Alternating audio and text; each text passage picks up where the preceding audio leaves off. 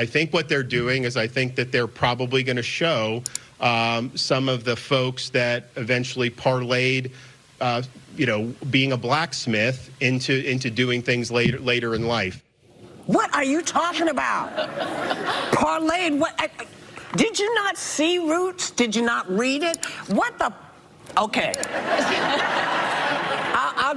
Let me throw it to y'all before I get in trouble again. I live in Florida. I have been spitting mad about the cultural wars that Ron DeSantis has been creating. So when he says that he has nothing to do with it, of lackeys and minions to put that legislation into effect. He has created the environment that has led to this. What they say is that the updated standards now say that enslaved people develop skills that could be applied for their personal benefit. Slavery was the darkest moment of American history, our biggest shame. People got torn from their homelands. Men, women, newborns put in the bowels of ships, shackled, made to row from Africa to America, then brought here and sold off like chattel, separated from their children, beat, whipped, worked to death, raped. How dare you? Shame on you people in Florida. How dare you try to whitewash slavery? And to the Commissioner of Education in Florida, Manny Diaz, a Cuban American, that is like saying that there's a redeeming quality to Cuban political prisoners. Well, if you thought Kamala Harris was going to be the dumbest person on television saying things about what's going on in Florida, you're wrong. Because there are a lot of idiots out there saying a lot of really dumb things, including the folks on The View, who never stop saying dumb things. They seem to think that Florida is a pro-slavery state now because Kamala Harris told them to feel that way. And the American media has gone all in on this. Facts be damned. Like they usually do. Last week it was Jason Aldean. This week it's this. Have you noticed? They always have to lie. They cannot tell the truth. They are incapable of telling the truth about anything. We're talking about the stupidity of this new approved, shocking standard for teaching African-American history.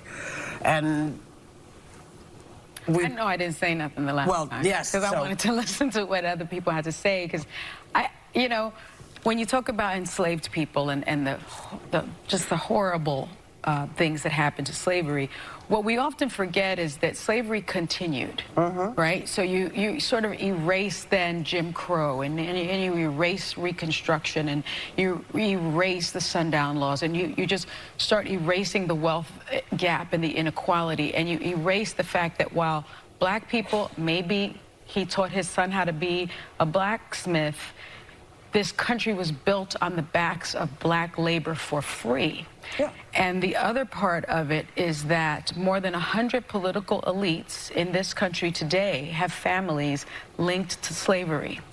A fifth of the nation's congressmen, living presidents, Supreme Court justices, and governors are direct descendants of ancestors who enslaved people. That's how they made their money.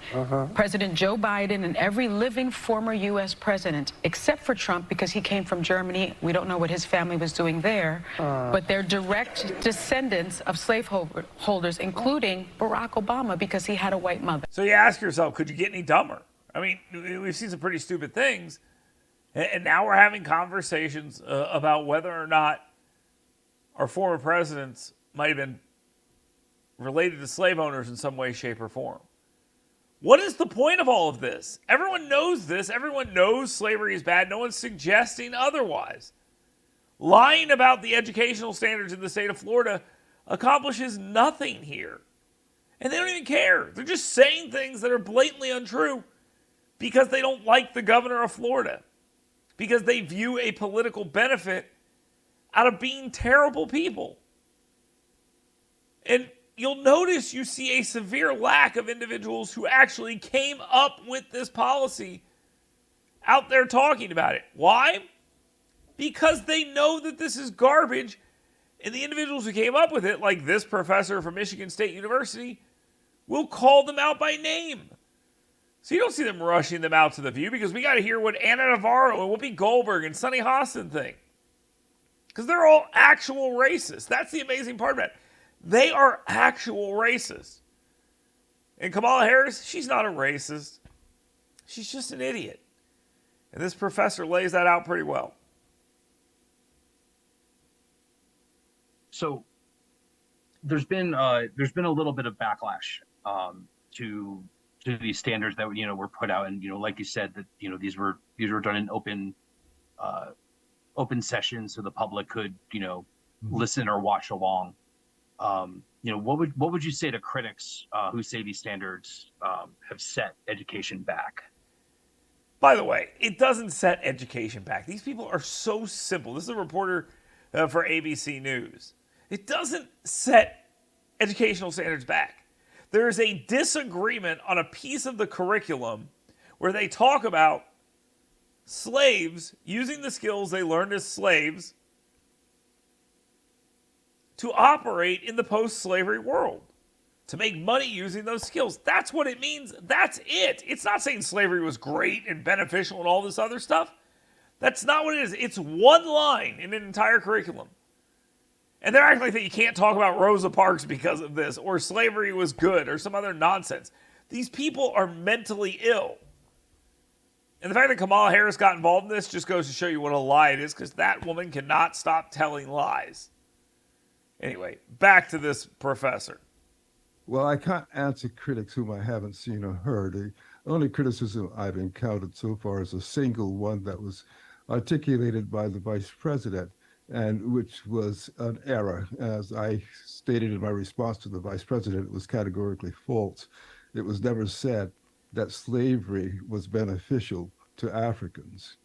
What was said, and anyone who reads this will see this with clarity, it is the case that Africans proved resourceful, resilient, and adaptive, and were able to develop skills and aptitudes which served to their benefit, both while enslaved and after enslavement. All of this is very clear what it means, yet we're pretending we don't understand the meaning of simple words. Why? Politics. And these are the same people that talk about how we're dividing each other and how everything is too divisive. The same people who will tell you Jason Aldean is a giant racist because he said, hey, don't commit crimes. The same people that will tell you that the curriculum in Florida is now pro-slavery. You don't believe that stuff? They're trying to get a political benefit. And if the American media was even remotely honest, these people would be laughed out of any room with any serious people in it.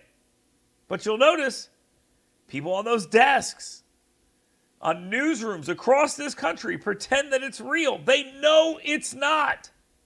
You think a bunch of black guys sat around in a room and said, let's talk about how beneficial slavery was? No, no one's going to do that. That would be actually outrageous. This is an attempt to play politics for politics' sake. It's an embarrassment. And the fact that it's somewhat effective at all really blows my mind. But again, ask yourself this. Any person that talks to you about this, are they serious people? Could any serious person actually believe this? Could any smart person actually believe this? Could this withstand any scrutiny if people stood up to it and said enough of this? No. That's why they never put themselves in a situation where they'll have to defend it. They give speeches, they go on talk shows where the only questions they're ever going to get is, how racist is it? And they find themselves around the same people all the time. Terrible, awful, no good people who will lie if they can benefit. They will grift if they can benefit. They don't believe a single word they say, and they should be treated that way.